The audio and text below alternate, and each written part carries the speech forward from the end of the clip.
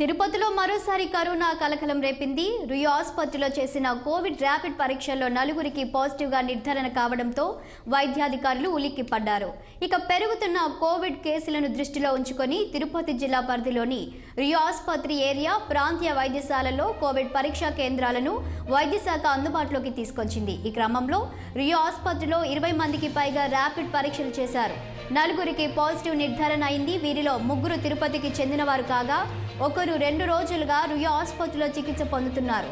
అటు తిరుమలకు వచ్చిన బెంగళూరుకు చెందిన మరో 70 ఏళ్ల వృద్ధురాలికి కూడా కరోనా పాజిటివ్ వచ్చింది. తిరుపతికి చెందిన ఇద్దరికి కోవిడ్ లక్షణాలు లేకపోవడం వారిని హోమ్ ఐసోలేషన్లో ఉంచారు. మిగిలిన ఇద్దరిని మాత్రం ఆసుపత్రిలోని ఐసోలేషన్ వార్డులో ఉంచారు.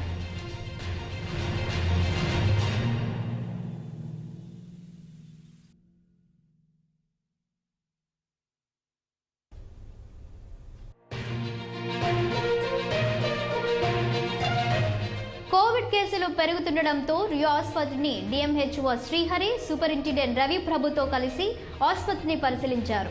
కోవిడ్ పరీక్షా కేంద్రాన్ని, ఐసోలేషన్ కేంద్రాన్ని, ఆక్సిజన్ పడకలను పరిశీలించారు. ర్యాపిడ్ పరీక్షలో పాజిటివ్ వచ్చిన వారిని కేవలం కోవిడ్ అనుమానితులుగానే పరిగణిస్తామన్నారు. ఆర్టీపీసీఆర్ పరీక్షలో పాజిటివ్ వస్తేనే పాజిటివ్గా నిర్ధారణ చేస్తామని తెలిపారు. అందరూ మాస్క్ ధరించడం, శానిటైజర్లు వాడడంతో పాటు కోవిడ్ నిబంధనలు పాటించడం సురక్షితమన్నారు.